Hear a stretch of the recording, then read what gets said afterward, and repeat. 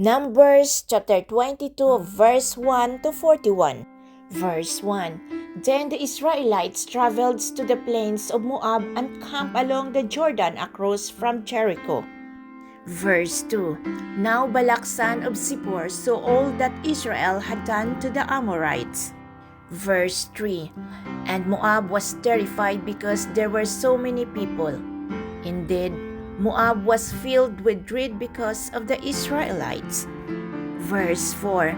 The Moabites said to the elders of Midian, "This horde is going to lick up everything around us, as an ox licks up the grass of the field." So Balak son of Zippor, who was king of Moab at that time, verse 5, sent messengers to summon Balaam son of Beor, who was at Petor, near the Euphrates River, and his native land. Balak said, "A people has come out of Egypt. They cover the face of the land and have settled next to me." Verse 6. Now come and put a curse on these people, because they are too powerful for me. Perhaps then I will be able to defeat them and drive them out of the land. For I know that whoever you bless is blessed, and whoever you curse is cursed. Verse 7. The elders of Moab and Midian left, taking with them the fee for divination. When they came to Balaam, they told him what Balak had said. Verse 8. Spend the night here, Balaam said to them, and I will report back to you with the answer the Lord gives me. So the Moabite officials stayed with him. Verse 9. God came to Balaam and asked, "Who are these men with you?" Verse 10. Balaam said to God, "Balak son of Zippor, king of Moab, sent me this message." Verse 11. A people that has come out of Egypt covers the face of the land. Now come and put a curse on them for me.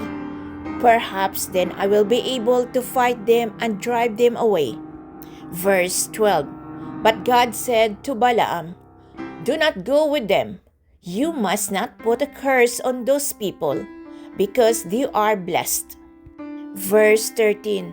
The next morning Balaam got up and said to Balak's officials, "Go back to your own country, for the Lord has refused to let me go with you." Verse 14. So the Moabite officials returned to Balak and said, "Balaam refused to come with us." Verse 15. Then Balak sent other officials, more numerous and more distinguished than the first. Verse 16. They came to Balaam and said, "This is what Balak son of Zippor says. Do not let anything keep you from coming to me." Verse 17.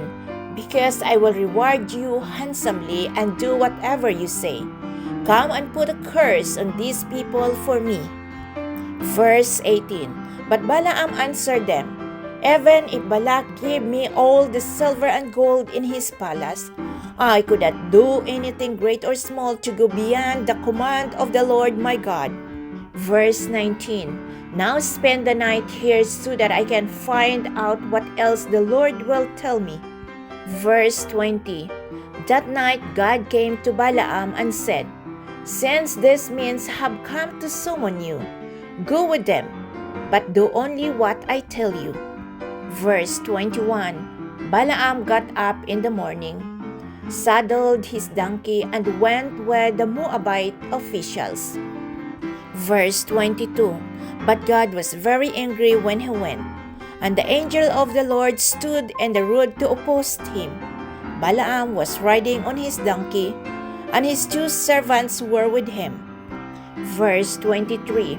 When the donkey saw the angel of the Lord standing in the road with a drawn sword in his hand, it turned off the road into a field.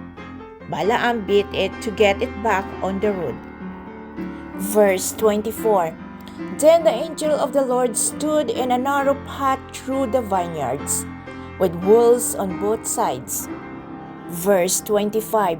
When the donkey saw the angel of the Lord, it pressed close to the wall, crushing Balaam's foot against it.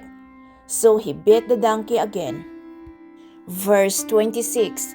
Then the angel of the Lord moved on ahead and stood in a narrow place where there was no room to turn, either to the right or to the left. Verse 27. When the donkey saw the angel of the Lord, it lay down under Balaam, and he was angry and beat it with his staff. Verse 28. Then the Lord opened the donkey's mouth, and it is said to Balaam, "What have I done to you to make you beat me these 3 times?" Verse 29. Balaam answered the donkey, "You have made a fool of me. If only I had a sword in my hand, I would kill you right now." Verse 30. The donkey said to Balaam, "Am I not your own donkey which you have always ridden to this day? Have I been in the habit of doing this to you?" "No," he said. Verse 31. Then the Lord opened Balaam's eyes, and he saw the angel of the Lord standing in the road with his swords drawn. So he bowed low and fell face down. Verse 32. The angel of the Lord asked him, "Why have you beaten your donkey these 3 times? I have come here to oppose you because your path is a reckless one before me." Verse 33. The donkey saw me and turned away from me these 3 times.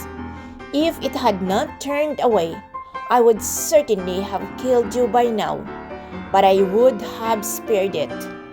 Verse 34. Balaam said to the angel of the Lord, "I have sinned. I did not realize you were standing in the road to oppose me.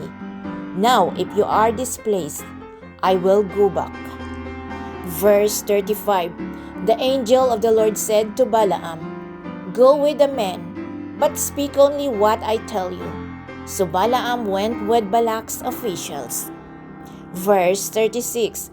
When Balak heard that Balaam was coming, he went out to meet him at the Moabites on the Arnon border, at the edge of his territory.